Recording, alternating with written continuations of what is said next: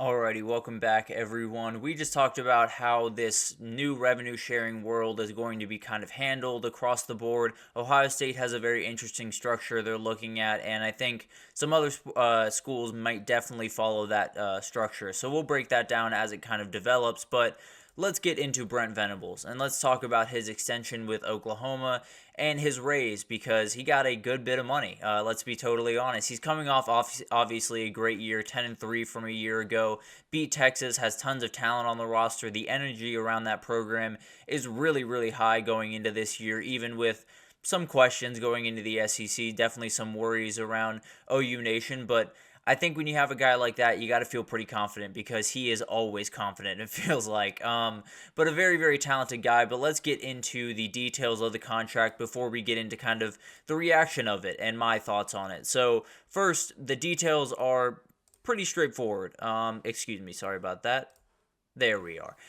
So it's a 6-year contract extension that takes him through the 2029 season. It'll pay up to about $50 million throughout that contract. $8.28 million average throughout the extension, and he'll make a little bit over $8 million in 2024 after making just over $7 million in 2023. So just a little bit more chunk of change in his pocket. Not bad by any means. Can't hate a coach for getting his money, but it's definitely a very interesting thing. They have their guy for their foreseeable future. They feel confident in that guy, and it'll be interesting to see if it all comes together the way that they hope. But people have some questions. There's no two ways about that, and I absolutely do. Let's first get into why I think this might just be a really good decision, and then we'll get into kind of the counterpoint to some of those here in a second. But I think the biggest thing when we talk about Oklahoma under Brent Venables since he's shown up is it's always been on the way up. There was always going to be a blip after Lincoln Riley left and Caleb Williams left and just about everyone left. It was a remarkable exodus from Norman, and it's because in a large capacity of recruiting, they commit to coaches, and that's just kind of the way of the world. It's kind of a battle that everyone has to fight when they walk into a new place. Same thing that Kalen DeBoer is dealing with, same thing that Sharon Moore is dealing with, just kind of in a different way up there at Michigan. So this is going to be a battle. It was always going to be a battle to figure out what this roster looked like after Lincoln Riley left. He went 6-7 his first year. It was the lowest win total since 1999. That should not be in there. I apologize for that. I don't know why these. Oh, I see what happened. I apologize for that. But overall, it shouldn't necessarily be too much of an issue when you bounce back the next year and you roll the way that they did. And it wasn't necessarily always pretty. You lose that game to Kansas, you lose that game to Oklahoma State. So there was a little bit of that learning to win that every kind of program has to go through, especially in year two. We saw it with Steve Sarkisian in Texas in year two, where it was an 8-5 season that very easily could have been 10-3 and also very easily could have been 5-7. So there was going to be a little bit of a battle back and forth in that second year, but overall he did just an incredible job. He is 0-2 in bowl game appearances, but that's kind of one of those things that it's a toss-up game at the end of the year. He was breaking in a new quarterback the first time or the second time with Jackson Dart this past year, so not necessarily putting a lot of energy into that one. So Steve Sarkisian's 0-3 in bowl games, so I'm not necessarily worried too much about that when evaluating coaches because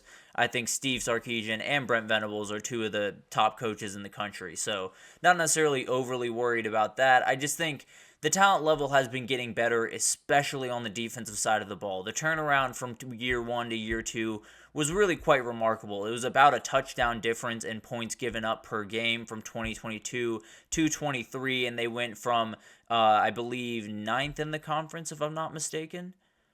8th in the conference, excuse me. They went 8th in the conference in the Big 12 to 4th in the conference. So, obviously, you're taking a step up. You're going to the SEC. There's going to be better defenses around you, and there's also going to be better offenses. You're going to have to stop some really good people. So, I would argue they'll rank a little bit lower on the conference total list, but it might just be a better defense regardless, just because they're playing better teams and they might, get clipped from time to time. Doesn't necessarily mean that they're not a good defense by any means. So it'll be fascinating to kind of watch this unfold. He's done absolute work on the defensive side of the ball in the recruiting world as well. Added 3 5-star prospects since he's gotten there. 2 of them play on the defensive line of scrimmage. So that's absolutely huge. You'd love to see that number kind of build up a little bit more and more as his time goes on, obviously, with more 5-stars coming in on the offensive side of the ball. But he's not necessarily doing bad by any means on that side either. And then they added 8 of the 17 transfer portal additions from the 2023 season were defensive linemen and linebackers. So added a number of really, really good guys. And then in 2024, added Caden Woolyard from Miami of Ohio, a very talented edge rusher. And then Dominic Williams, the very famous recruitment at this point. He is over from TCU. So a very talented player there. This is what he brings. The defense is going to be good. I feel very confident about that. That is not even remotely a worry for me as I go in the future of Oklahoma. It is a worry, I think, this year, if we're talking about, where they could be exposed. They're good across a lot of different parts of their defense, especially that back end, but they are taking a step up against who they're playing and the aggression at the line of scrimmage and things of that nature. So I do worry about the D-line in some aspects. I do worry about some of the back end in some aspects, but at the end of the day, the defense is going to be good. It's only going to get better as he, really gets his teeth into this roster and makes it his own. This is the first year where it's pretty much his, but I think next year is really the year where it's going to be entirely his team, the way that he wants it built, and then we'll be able to see what happens. But there are worries about this. There's no two ways about that. And the question really comes, you're about to go into the SEC. It's only his second year at the job, and he's had signed a 6-year contract when he came in, so was only going into his third year of the contract. And it raises a couple of questions. The number one that I'm curious about, and one that Josh Pate brought up, I believe last night when he was talking about this, was who else was after him? Why'd they do it now? Because it felt like they had a little bit of breathing room to give him 1 or 2 more years to possibly see what the SEC life looks like and then give him a contract extension. But they wasted no time. And I wonder if that, was writing on the wall. I wonder if that was just they like their guy and they're taking their guy. And then obviously you do worry about what the transition to the SEC is going to look like. Frankly, I don't know. It's going to be really, really interesting, but they're also walking kind of a tightrope here where you're leaving a really, really fantastic season, 10 wins, where a lot of things were not necessarily the way that Brent Venables would like it going forward on that team a year ago. It was a really, really fantastic year, and you're going into a conference where things just get more complicated. You don't know what a 7-5 team is compared to a 9-3 team in the Big Ten. It's a totally different game in the SEC. So what would be good enough for him to get that contract extension next year? What would be the number of accolades and wins that would warrant an extension for him? Because I don't really know what the answer with that would be. And frankly, I think it would be different from fan base to outside sources to people in that building. So it would be kind of a complicated scenario. You get it done now. You have that ability. He has that stability going forward. And frankly, I think they just really like their guy, and they're going to lock him up because they think he's the guy. And if they're that confident, I have no problem with that. Joe Castaglione, the AD over there at Oklahoma, rarely makes missteps when he's hiring head coaches, especially with football, because that has been a very, very comfortable position, the head coach of Oklahoma over the last, since 2000, really.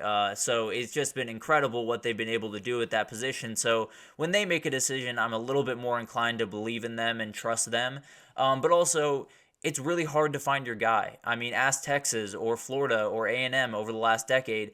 It's not easy to find the guy that you trust, that you believe is going to lead you to the promised land. And obviously, some people are a little skittish after that Jimbo Fisher contract. And I think that's a fair gripe around this. But the reality is, if they fully trust in that guy, if they think that he is going to be someone that can lead them to national championships, there's no reason to wait. I fully understand that there is more of a risk. You're definitely opening a door to where maybe they do go 7-5 and then 7-5 and then 7-5 again in this new era of the SEC, and you're regretting your decision a little bit in a couple of years. But the reality is, Joe Castaglione really does not make many mistakes across pretty much every sport when he's hiring head coaches, but football is a special one. He does not make missteps, and I really don't think he did here. I think Brent Venables is a fantastic coach. I think he's going to slowly find his way. I think it's going to be a little bit of a tough year, frankly. I think they'll probably go 7-5, 8-4 in their first year in the SEC. But I don't think that should change anything about Oklahoma fans' excitement or what this man is capable of. So I have full faith in what Brent Venables is capable of doing. I have full faith in pretty much everything that he's doing over there. And I think he has the ability to create the Oklahoma that every Oklahoma fan loves and wants to see every single year. But as of right now, he just got a little bit more money, and that's a huge win for him. I think it's a huge win for Oklahoma, but obviously we'll find that out over the next 3 to 5 years if that is actually the win that they think it is. So it'll be fascinating to watch that unfold. Whenever someone gets a contract extension, there's question on either side of it. So we'll figure out kind of how this Brent Venables one looks like in a couple of years. But as of right now, I fully trust what they did, and I think it's probably the right decision to lock down that guy for as long as you possibly can, frankly. But let's take our second break here, and when we come back, we're going to talk a little bit about recruiting. There is a new calendar update that was thought to be put in place with a June signing period, possibly for high school recruiting. That seems like it's not going to be the case, and I'll break down why. I don't necessarily love that decision, but kind of understand where they're coming from right after this, so stick with us.